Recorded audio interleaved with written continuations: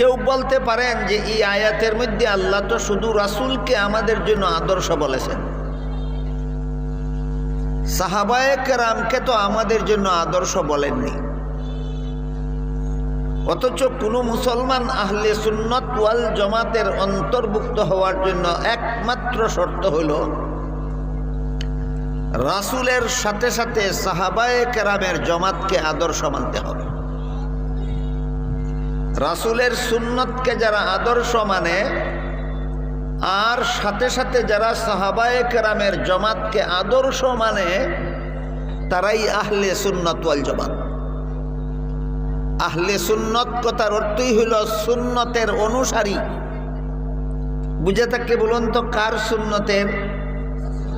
রাসূলের সুন্নতের অনুসারী। আহলে সুন্নত অর্থই রাসূলের সুন্নতের অনুসারী। ওয়াল জামাত অর্থই জামাতের অনুসারী। বলুন তো কার জামাতের? সাহাবায়ে কেরামের জামাতের অনুসারী। আহলে সুন্নাত ওয়াল জামাত নামের অর্থই হইল মুসলমানের যেই দল রাসূলের সুন্নতের অনুসারী, সাহাবায়ে কেরামের জামাতের অনুসারী, এই দলটাই আহলে সুন্নাত ওয়াল জামাত। কাজেই রাসূলকে আদর্শ মানার বাহানায় যারা সাহাবায়ে কেরামকে আদর্শ মানতে রাজি নয় তারা কিছুতেই আহলে সুন্নাত ওয়াল জামাতের অন্তর্ভুক্ত নয়। এদের পক্ষ থেকে এখানে প্রশ্ন আসতে পারে যে আল্লাহ তো এই আয়াতের মধ্যে শুধু রাসূলকে আদর্শ বলেছেন, লাকাদ কানা লাকুম ফি রাসূলিল্লাহি ওয়া সাহাবাতিহি উসওয়াতুন হাসানাতুন বলেননি আল্লাহ? আল্লাহর রাসূলের মধ্যে তোমাদের জন্য আদর্শ রয়েছে বলেছেন, সাহাবাদের মধ্যে আদর্শ রয়েছে, এই কথা তো আল্লাহ বলেননি। তাহলে আমরা কেন সাহাবায়ে কেরামকে আদর্শ মানব? এই প্রশ্নের জবাব বোঝার জন্য আপনাদের মনে রাখতে হবে এক আয়াতেই কোরআন শেষ না আরো আয়াত আছে? অন্য আয়াতে আল্লাহ বলেন ফাইন আমানু বিমিসলি মা আমানতুম বিহি ফাকাদ ইহতাদাউ ওয়া ইন তাওয়াল্লাউ ফাইন্নামা হুম ফি শিকাক। হে আমার সাহাবাগণ, তোমরা যে, হে আমার নবীর সাহাবাগণ, তোমরা যেইভাবে ঈমান আনছ মুনাফিকরা যদি সেইভাবে ঈমান আনতে রাজি হয় তবেই শুধু হেদায়েত পাবে। আর যারা তোমরা যেভাবে ঈমান আনছ তোমাদের ঈমানের মতো ঈমান আনতে যারা রাজি হয় না তারা হেদায়েত প্রাপ্ত হবে না। কাজেই এখানে আল্লাহ পাক রব্বুল আলামিন সাহাবায়ে কেরামদেরকে সম্বোধন করে বলেছেন মুনাফিকরা যতক্ষণ পর্যন্ত নিজের ঈমানের সত্যতা যাচাইয়ের জন্য সাহাবায়ে কেরামের ঈমানকে মাপকাঠি রূপে গ্রহণ করবে না ততক্ষণ পর্যন্ত মুনাফিকরা হেদায়েত পাবে না। কাজেই সাহাবায়ে কেরামকে যারা নিজেদের ঈমান খাঁটি না বেজাল যাচাইয়ের জন্য যারা মাপকাঠি রূপে গ্রহণ করবে না, আল্লাহ বলেন ফাইন্নামা হুম ফি শিকাক। সাহাবায়ে কেরামকে যারা আদর্শ মাপকাঠি মানে না, মুসলমান সমাজে কুন্দলার ফাটল সৃষ্টি করার জন্য তারা দায়ী। সাহাবায়ে কেরামকে যারা আদর্শ মানে না, সাহাবায়ে কেরামকে যারা মাপকাঠি সত্যের মাপকাঠি মানে না, মুসলমান সমাজে কুন্দল সৃষ্টির জন্য যারা মানে তারা দায়ী বলেছেন আল্লাহ, না যারা মানে না তারা দায়ী। যারা মানে না তারা দায়ী। কিন্তু এখনের জমানা হইল উল্টা জমানা। সুরে সাধুরে কয় সুর, সুরে সাধুরে কয় সুর। আল্লাহ কোরআনে বলেন সাহাবাদেরকে যারা আদর্শ মানে না সমাজের কুন্দলের জন্য তারা দায়ী, আর আমাদের সমাজে যারা সাহাবাদেরকে আদর্শ মানে না এরা কয় তোমরা যারা আদর্শ মানো তোমরা দায়ী। এটার কয় সুরে সাধুরে কয় সুর।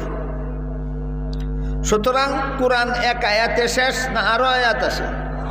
তাহলে এবার বলুন কোরআনের যে আয়াতে আল্লাহ রসুলকে আদর্শ বলেছেন শুধু সেই আয়াত মানবেন, আর যে আয়াতে সাহাবায়ে কেরামকেও মাপকাঠি সাব্যস্ত করে দিয়েছেন সেই আয়াত মানবেন না। না, আমরা কোরআনের সব আয়াত মানি। যেহেতু আমরা কোরআনের সব আয়াত মানি, এই জন্য যে আয়াতে রসুলকে আদর্শ বলেছেন সেই আয়াতও মানি, যে আয়াতে সাহাবায়ে কেরামদেরকে মাপকাঠি সাব্যস্ত করে দিয়েছেন সেই আয়াতও মানি। পক্ষান্তরে কেউ যদি এক আয়াতে এক আয়াত মানার বাহানায় আর এক আয়াত মানে না, আল্লাহ পাক রব্বুল আলামিন এইটাকে ইহুদিদের স্বভাব বলে কোরআনে উল্লেখ করেছেন। আল্লাহর কিতাবের এক আয়াত মানবে আর এক আয়াত মানবে না, এটা মুসলমানের স্বভাব নয়, এটা ইহুদিদের স্বভাব। আল্লাহ বলেন আফাতুমিনুনা বিবাদিল কিতাবি ওয়া তাকফুরুনা বিবাদ। তোমরা কি আল্লাহর কিতাবের এক অংশ মানবে আর এক অংশ মানবে না? আপনারা কি বলেন? আপনারা কি আল্লাহর কোরআনের এক অংশ মানবেন আর এক অংশ মানবেন না? না সবটুকু মানবেন? তাহলে যে আয়াতে রসুলকে আদর্শ বলেছেন সেই আয়াতও মানবেন, যে আয়াতে সাহাবাদেরকে মাপকাঠি সাব্যস্ত করে দিয়েছেন সেই আয়াতও মানবেন, তবেই আপনারা সত্যিকারের কোরআনের অনুসারী হবেন। এটা একটা প্রশ্নের জবাব দিলাম আনুষঙ্গিক, যেটা পরে আমার হাতে সময় না থাকলে প্রশ্নের জবাবটা দিতে পারবো না, এই জন্য আগে ভাগে দিয়ে দিলাম। এখন আমরা মূল আলোচনার দিকে ফিরে যাই। আল্লাহ পাক রব্বুল আলামিন আমাদের আলোচ্য আয়াতে রাসূলকে বলেছেন, রাসূল সম্পর্কে বলেছেন লাকাদ কানা লাকুম ফি রাসূলিল্লাহি উসওয়াতুন হাসানা।